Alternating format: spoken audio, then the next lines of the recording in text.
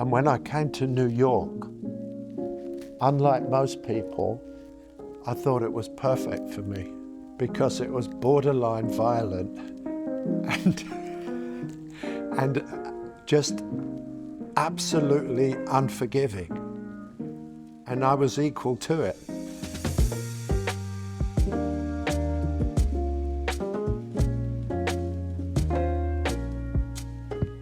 The history that I inherited, which is American,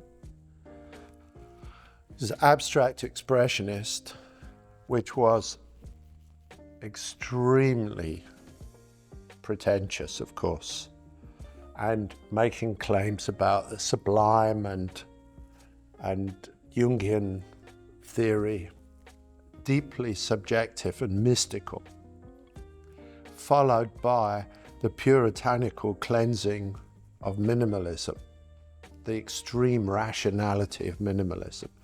So what I wanted to do was to put back emotion, narrative, relationship, metaphor, which had been stripped out. And I considered that the only way forward was to put them all back in. Easier said than done. So what I tried to do, what I did do, was to make the paintings physical as a counterweight to the emotionality of the painting and of course the mystery of the metaphor. So I used the materiality of the paintings, the material weight of the paint, to counteract all the emotional narrative that I was putting back into painting. Stephen Westfall, who also reviewed my work at the time, also, in addition, made another wonderful definition of it, which he called abstract expressionism cubed. And when you think about that, it's very beautiful as a phrase because abstract expressionism was always wrestling with the other or the space over the horizon, something out there. So when you use the word cubed, you bring in the idea of a box, so it's absolutely grounded and back on the street. That's where I wanted to put it, really, back on the street. The energy of the painting, which is common basically to all my paintings, runs off the end of the painting because the way I paint is very directional. Now this brings us perfectly to why I paint stripes. I paint stripes because I don't want to paint space. I want to paint rhythm. The stripe is organizing the rhythm. It's defining the rhythm by whether it's thin or wide, or whether it's vertical or horizontal or diagonal, or whether it's up against this or that. And in fact, I did call a painting this, that, because it was this and it was that, and I put them together. And my work is full of impurity. That's what it is. It's full of smoke and uncertainty, and the colors are extraordinarily nuanced. I got to tell you a funny story, if you don't mind. So I'm in Thailand, right? Now, first of all, I was in Japan. I found out something about myself from that trip. I thought I would adore Japan. I went to Japan and I didn't like it at all. It was incredibly formal.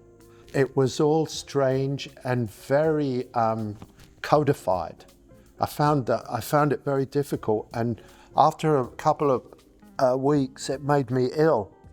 And I got on the plane to go to Thailand because I was going to go to Bangkok and then to the beach. And as I drove into the hotel in Bangkok, I passed a Toyota sign, a big neon Toyota sign, and the Y in the Toyota had come loose. One of the bolts had come loose, so it was crooked. And miraculously, I started to feel better. And that's what I like. And that's what suits me, because I'm hot. I'm Irish. You know, I'm not a person of distance. I'm a person of great empathy, like a lot of Irish people.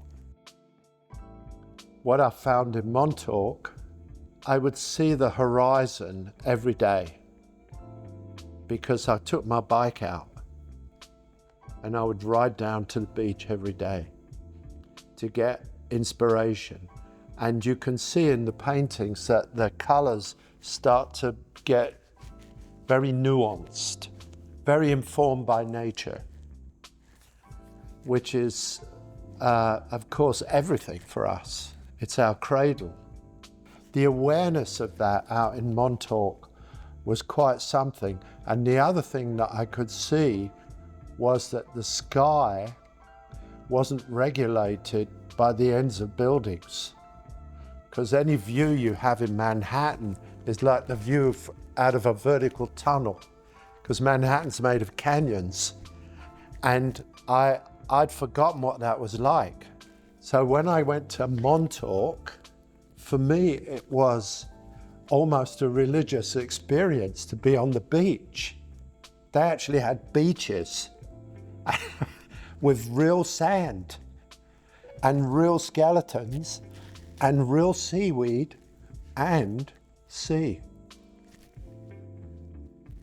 What's not to like? But for me, it was completely different. It was transformative.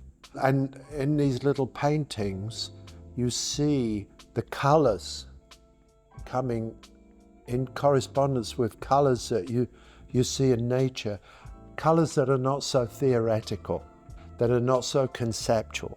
So you look at these colors, you see orange and red on ridge, which was painted in the late afternoon in that Albee barn with the sun on the back of my head.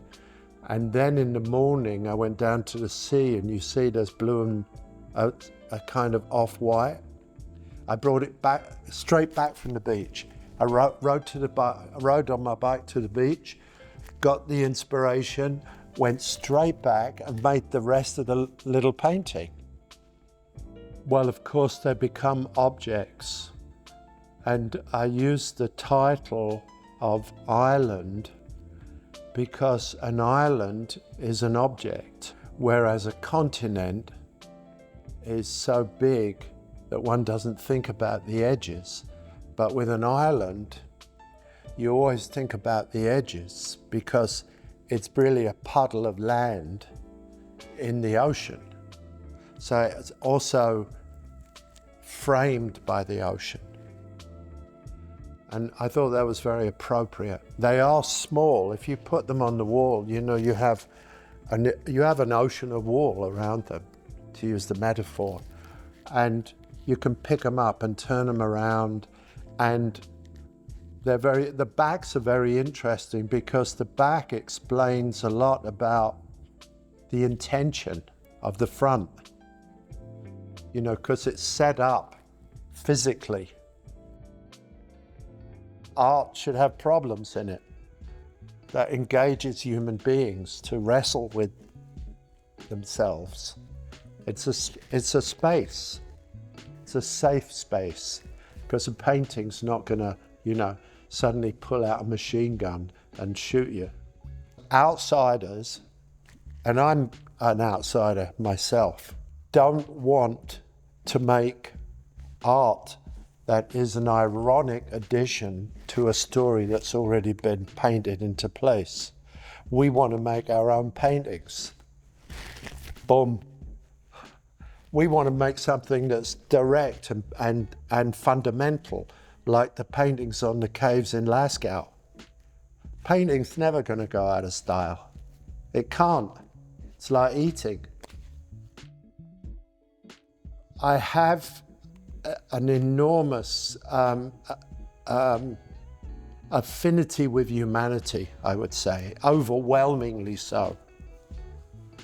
And I won't talk about all the things I've done and all the things I do, because that would seem like hubris. But my connection with humanity